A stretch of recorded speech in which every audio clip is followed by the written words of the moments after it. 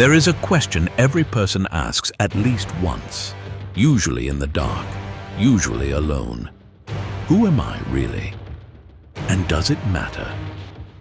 A baby was placed in a basket of reeds and set adrift on a river that was supposed to kill him.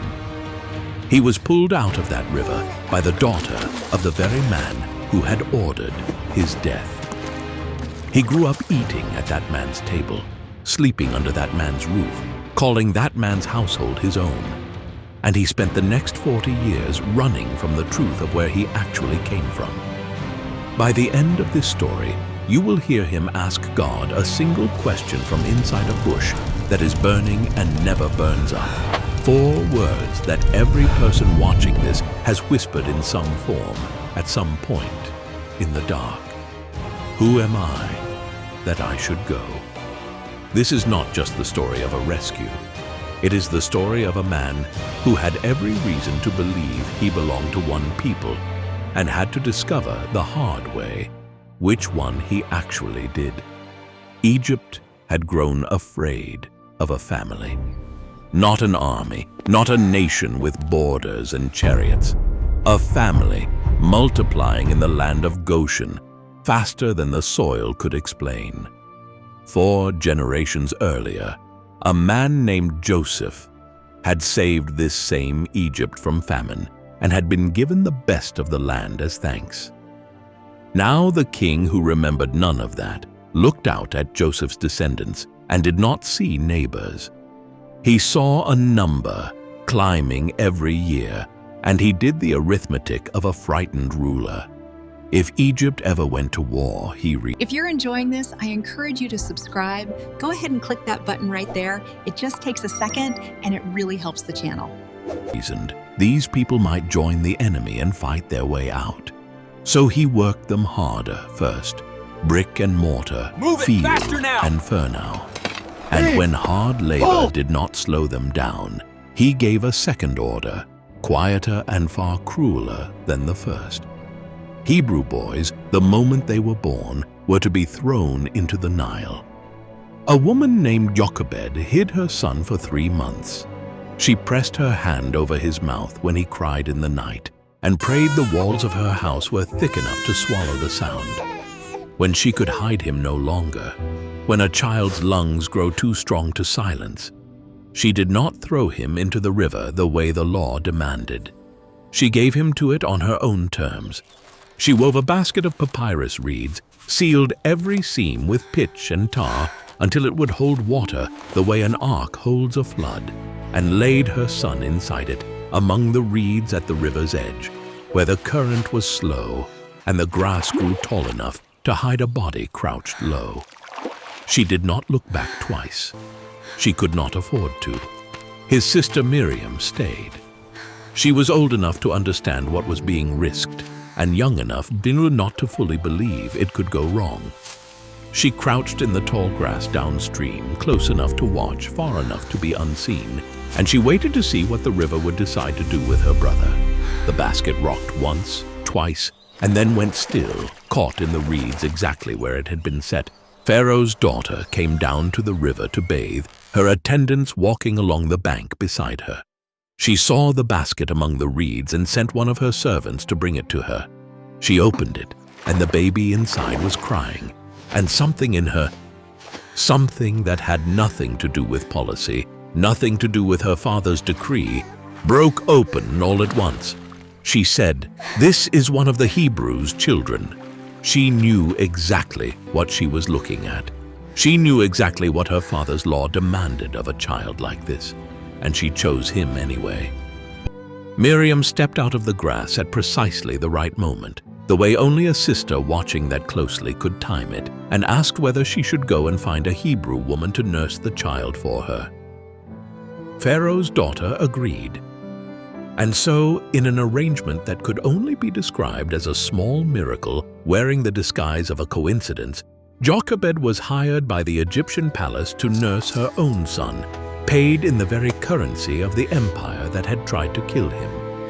She held him until he was old enough to be weaned, and then she walked him back to the river's daughter for good, and let him go a second time. Pharaoh's daughter named him Moses, drawn out, because she had drawn him from the water. She could not have known she was naming the very man who would one day draw an entire enslaved nation out of Egypt behind him, through a different water altogether. He grew up inside walls of gold and painted stone, trained in the language, the mathematics, and the religion of Egypt, walking halls his own blood relatives were never permitted to walk. He wore linen instead of the coarse cloth of the brickmakers. He learned the names of Egyptian gods before he ever heard the name of the God who had made him. And somewhere underneath all of it, in the part of a person that no education can fully reach, he knew, the way a person always knows, even when no one has told them outright, that the blood in his veins did not match the house he was standing in. He was a prince who had never been meant to rule anything at all, except one day to lead the very people his own household enslaved. There must have been nights in that palace when Moses lay awake, listening to two different voices arguing over who he belonged to. The voice that called him a prince of Egypt, and the quieter voice underneath it that remembered, or half remembered, a woman who had once nursed him and sung something to him in a language the palace did not speak. Some nurseries teach a child who he is with total certainty. His taught him early to hold two identities at once and trust neither one completely. That kind of divided beginning does not resolve itself just because a person grows older. It waits. It tends to resurface at the exact moment a person can least afford it to. One afternoon, now a grown man, he walked out beyond the palace to where the Hebrews were laboring, and he watched an Egyptian overseer beating one of them without mercy, the whip rising and falling long after the point had been made. Something old and buried came up in him all at once, faster than he could reason with it. He looked in every direction to be sure he was alone. When he was certain no one was watching, he struck the Egyptian down and buried the body in the sand. The next day he went out again, drawn back to his own people the way a person keeps returning to a wound to check if it's healed. This time it was two Hebrews fighting each other. He tried to make peace between them the way a man in his position might. And one of them turned on him with words that cut deeper than any blade could. "Who made you ruler and judge over us? Are you thinking of killing me as you killed the Egyptian?" Moses had believed his secret was buried in sand. It had only ever been buried in silence, and silence does not keep secrets. It only postpones them. The word had gotten out, and a man who kills once, hiding it, learns there is no sand deep enough. Pharaoh heard of it and sought to kill him. Moses fled, out of the only home he had ever known, out of the palace, out of Egypt entirely, into the wilderness of Midian, where nobody knew his name and nobody cared what blood ran underneath it. He sat down by a well, a stranger in a strange land, a prince with nothing left to his name but the clothes on his back. And you know this feeling, even if you have never held a shepherd's staff or crossed a desert to escape your own past. The feeling of losing every title you built your identity on, and being left only with the question underneath it, the one that had been waiting there the whole time. Who am I without any of that? He did not have an answer yet. It would take 40 years in the wilderness before he did. He had first met Zipporah at a well of all places, the same kind of ordinary meeting point where his own mother's basket had once drifted to a stop. Jethro's 7 daughters had come to water their father's flock, and a group of shepherds had driven them off, the way the strong always seem to push the weak away from water in every generation.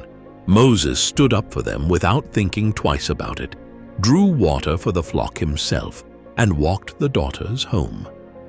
Jethro, startled that a stranger dressed like an Egyptian would trouble himself over shepherd girls he had no reason to help, invited him to stay. Moses stayed for the next 40 years. He married Zipporah, the daughter of that Midianite priest, and he took up the family trade, shepherding day after day, flock after flock, across the same dry, unremarkable hills. The prince of Egypt became a man who counted sheep for a living and answered to no one but a father-in-law and the weather. Seasons turned. His hair grayed at the edges, and the palace and the murder and the name Moses had once carried through marble hallways faded into something that felt like it belonged to another man entirely. A man he used to be before he learned how ordinary a life could become. He was 80 years old, driving the flock past the far side of the wilderness near a mountain called Horeb, when he saw a bush on fire.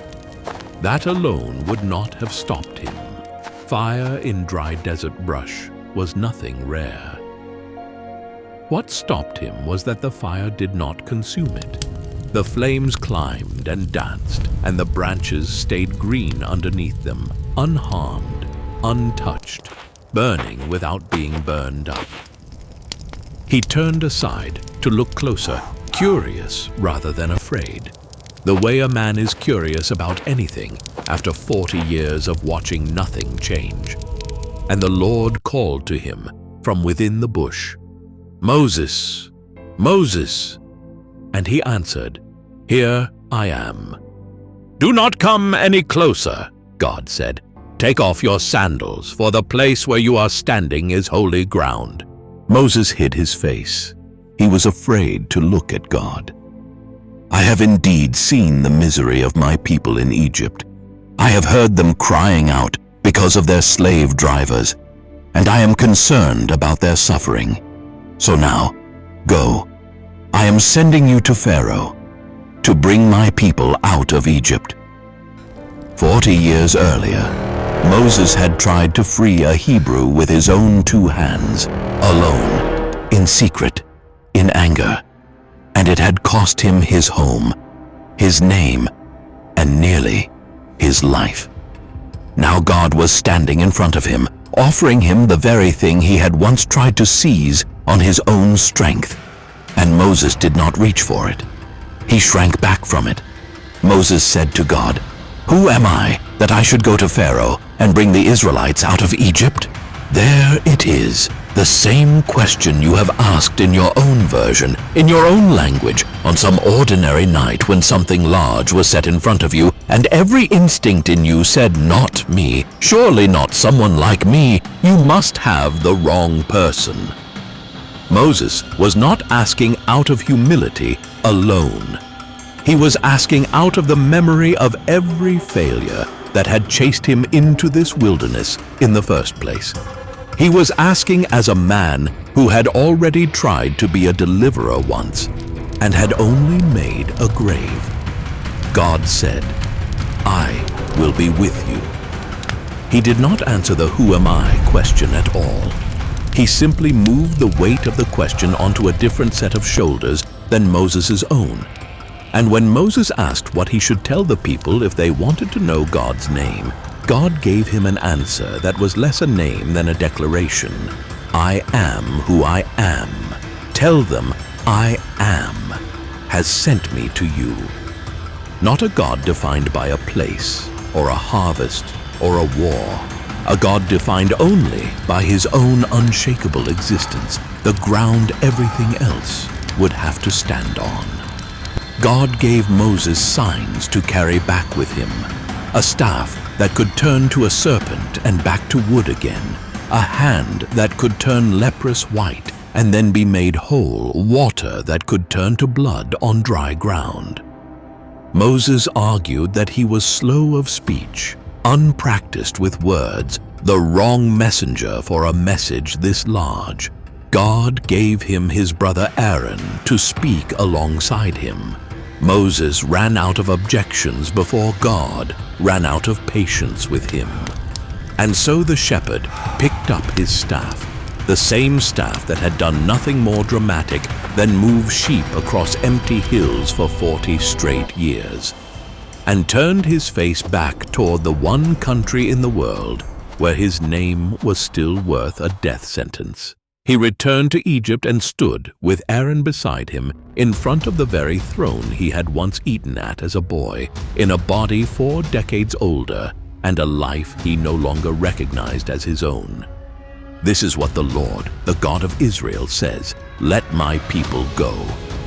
Pharaoh's answer was not fear, it was contempt. Who is the Lord that I should obey him and let Israel go? I do not know the Lord, and I will not let Israel go.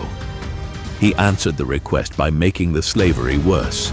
The Hebrews would now gather their own straw for bricks and still meet the same daily quota, and the people, exhausted and furious, turned their anger on Moses for making a hard life harder, not lighter.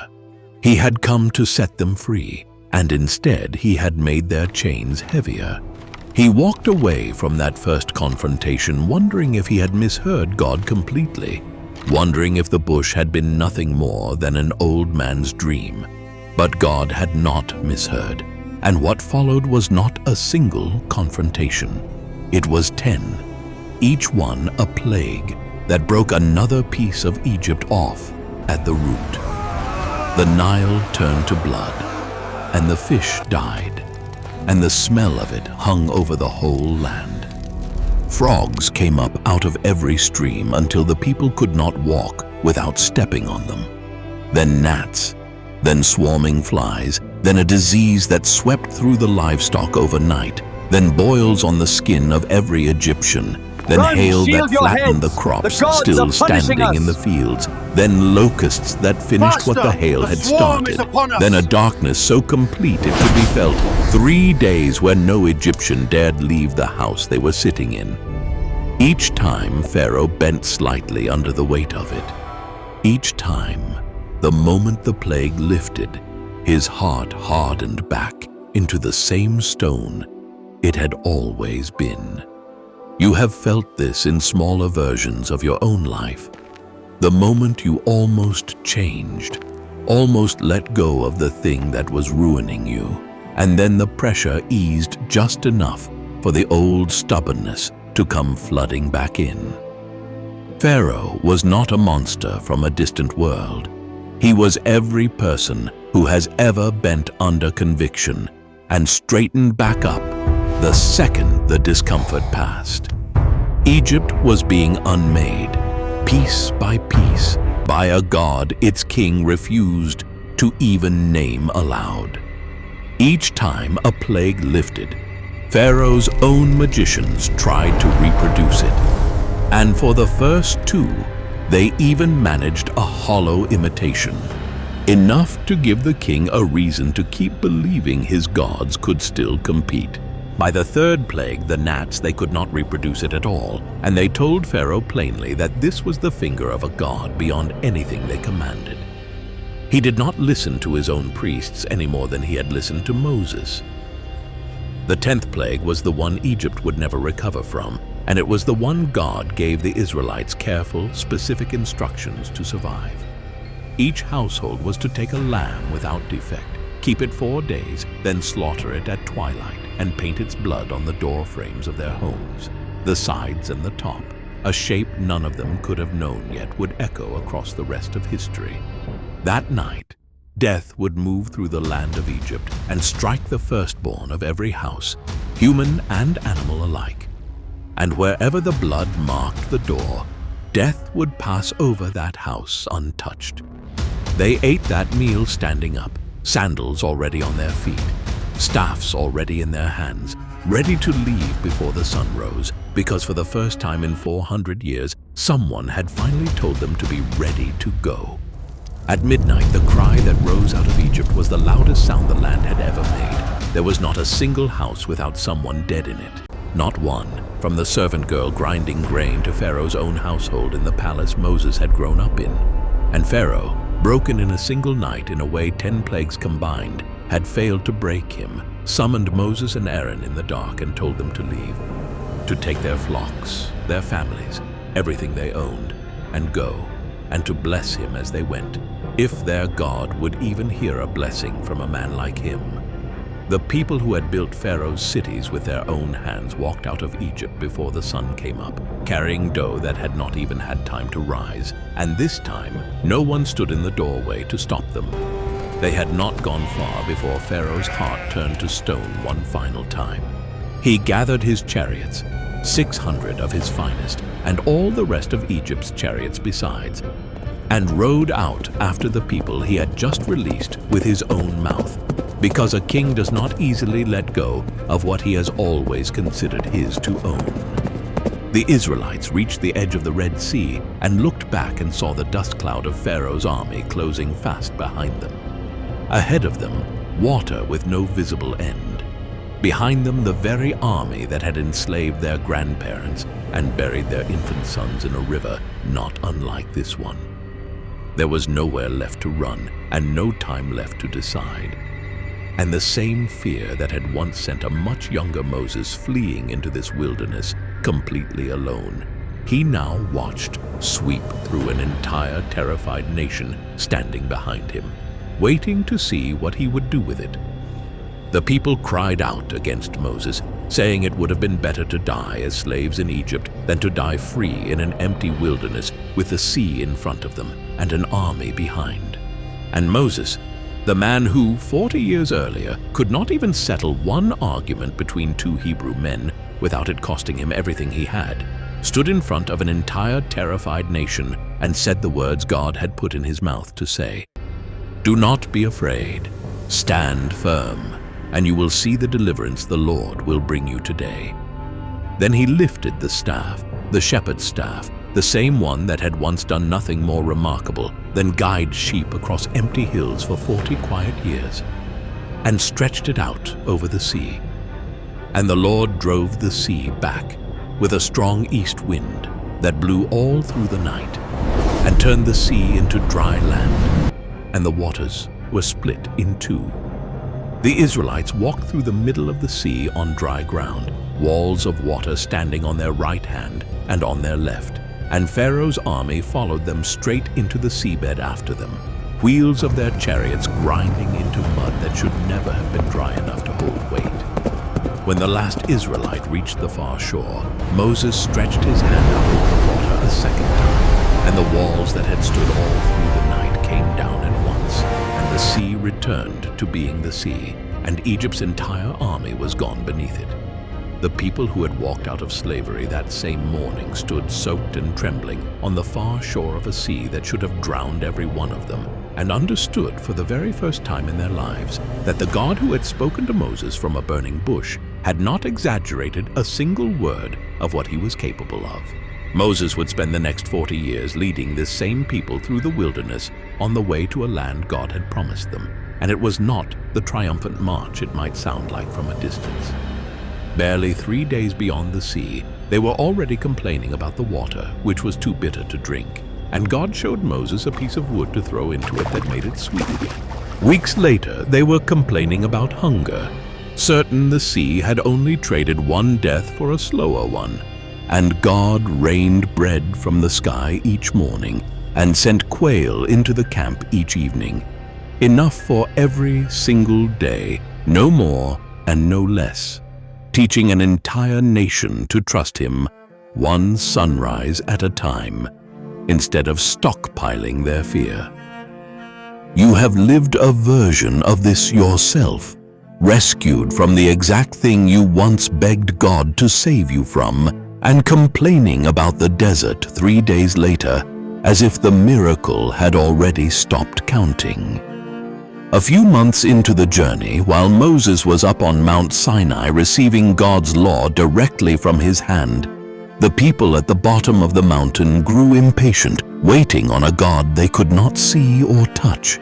They melted down their own jewelry and built a golden calf to worship instead, throwing a festival in front of it as if it had done anything at all to deserve their gratitude. Moses came down the mountain, saw what they had done, and threw the stone tablets of the law to the ground, and shattered them at the foot of the very mountain where they had just been written. Grief and fury moving through him in the same motion. He had led them out of one kind of slavery and watched them run straight back toward another, because freedom, it turns out, is a far harder thing to walk in than it ever was to walk out of. And still, God did not abandon them, and he did not abandon Moses either. New tablets were cut. The covenant was renewed. Later, when the people reached the edge of the promised land itself and sent 12 men in to scout it, 10 of them came back with a report soaked in fear. Giants in the land, cities with walls too high to climb, an enemy too large to face. And the people believed the 10 over the 2 who came back with a report soaked in faith instead. For that fear, an entire generation was told they would wander the wilderness until every adult who had refused to trust God at the border had died there, and only their children would be the ones to finally cross in. An entire nation stood at the edge of everything God had promised them and turned back, because the giants were easier to see than the God who had already split a sea in front of every one of them. The people moved through those wilderness years, complaint after complaint, mercy after mercy for 4 more decades, until the very last mountain Moses would ever climb. God led him up onto Mount Nebo, showed him the entire promised land spread out beneath him from a distance, valley to sea, from Gilead all the way to the western horizon, and told him plainly that he would see it with his own eyes, but never set foot in it himself. Moses died there, on that mountain, at 120 years old, his eyes not weak, nor his strength gone, within sight of everything he had spent his whole second life walking toward. He gave everything to bring a people to a door he was never permitted to walk through himself. But the story does not end with what Moses lost on that mountain. It ends with what he found 40 years earlier, standing in front of a bush that burned and was never consumed. He found out who he actually was, and it had nothing to do with the palace he was raised in, and nothing to do with the murder he spent 40 years running from. Sin is crouching at every door. The ones you built yourself, and the ones that were built around you before you ever had a say. Moses carried the weight of a single violent afternoon for 4 decades. He believed it had disqualified him permanently from anything God might ever ask of him. But God did not call Moses because he was innocent. God called him in spite of what he was not, and used the ordinary staff of an ordinary shepherd's life to split open a sea. If you have ever asked, "Who am I that I should be the one to do this?" about a marriage you are trying to save, a child you are trying to raise well, a sin you cannot seem to outrun no matter how far you walk, a calling that feels far too large for someone with your history, you are asking Moses' exact question. And the answer you will get is the same one he got. Not a resume of your qualifications, not a reason you have somehow earned it, just, "I will be with you." The blood on the doorframes of Egypt saved a nation from death for a single night, and it was always pointing forward to a better blood that would only need to be spilled once for good. As Hebrews 12:24 puts it, we have come to Jesus, the mediator of a new covenant, and to the sprinkled blood that speaks a better word than the blood of Abel, a blood that does not merely pass over judgment for one night, the way the blood on those Egyptian door frames did, but ends the judgment altogether for everyone who will stand under it. You do not have to have your whole identity sorted out before God will use what is left of you. You do not have to be free of your worst afternoon before He calls your name twice from a bush that should have burned to ash and somehow never does.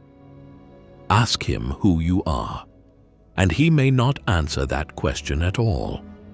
He may simply say what he said to an old shepherd hiding in the desert with nothing left to lose: I will be with you. Now go.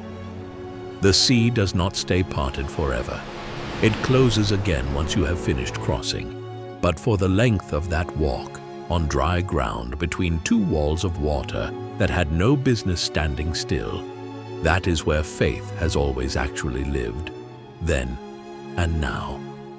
Based on Genesis 2-14 Exodus, with reference to Hebrews 11:23-29 and Hebrews 12:24.